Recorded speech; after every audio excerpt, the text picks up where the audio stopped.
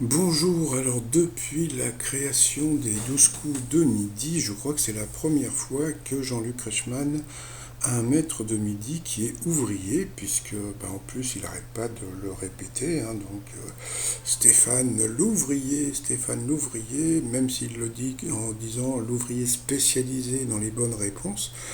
Bon, c'est mignon, mais au bout d'un moment, voilà quoi, mais bon, c'est pas grave, hein, il y a des gens qui sont un peu gênés, d'autres moins, bon, c'est pas très important. Sinon, bon, Stéphane, plutôt sympatoche, grand fan des 12 coups de midi. Il a tenté plusieurs fois de participer à l'émission. Et il a réalisé son rêve de participer et en plus de devenir maître de midi. Alors, comme vous le savez, il est mouleur, dénoyauteur, etc., etc. Alors, il nous a montré des photos de son boulot. Donc, bon, c'est pas un boulot facile. Donc, il se réveille tous les matins à 2 heures pour commencer à 4 heures à cause de la chaleur, donc il est obligé de commencer tôt, hein, puisque après donc le soleil est au zénith. Et voilà, donc voilà, c'est le boulot qu'il fait. Alors bon, alors, moi depuis que je connais son boulot, je pense, on va dire presque tous les jours à lui, puisque je suis un peu obligé, vu que j'habite à Montmartre, et que quand je passe dans ce coin, on peut voir que les rambardes, tout, même les, comment dire, la plupart du mobilier urbain est fabriqué par l'usine où travaille Stéphane. Les entrées de métro, franchement c'est vrai que les entrées de métro, c'est magnifique. Je ne savais pas que ça venait de chez lui. Et puis alors le top, hein, c'est le fameux pont Alexandre III, hein, franchement, avec voilà quoi. Donc ça, c'est vraiment, si un jour venez passer je sais pas, venez la nuit, c'est vraiment un endroit magnifique.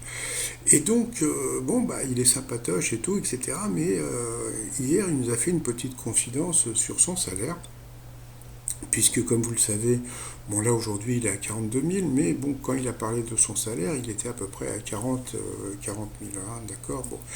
Et donc, à partir de ce moment-là, il nous avait dit que ce qu'il gagnait, c'était l'équivalent de 2 années de salaire. Alors qu'est-ce qu'il a fait le clo-clo?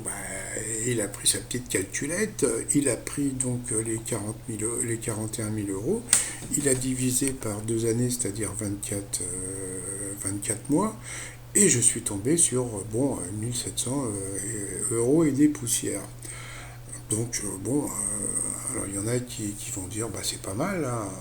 Ouais, mais sauf que le salaire moyen en France, eh bien le salaire moyen est de 2340 euros net, j'ai bien dit net par mois.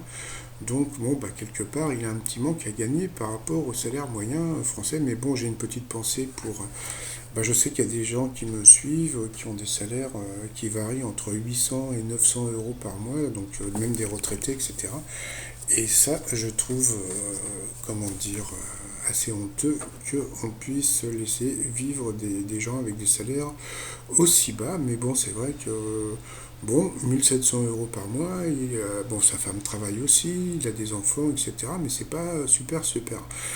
Euh, J'avais posé aussi une autre question, à savoir au bout de combien d'argent un maître de midi devrait partir. Et puis, bon, ça varie entre la première étoile trouvée ou bien une certaine somme, etc., etc.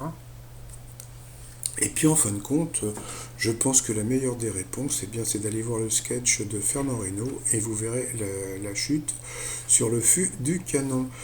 Autre chose, Bruno, qui est le recordman de gains des jeux télé, je suis allé voir, il est toujours pas dans le Guinness des records, mais bon, comme il a été éliminé donc en octobre 2021, peut-être que le Guinness avait bouclé son numéro, puisqu'en général, le Guinness des records est édité pour les fêtes de fin d'année. Eh bien, on va voir si Bruno sera dans le Guinness en début d'année 2023. Voilà. Bon, sinon, je vous dis à tout de suite, hein, pour vous parler de la petite Eliana et de sa maman Claudine. Allez, à plus tard.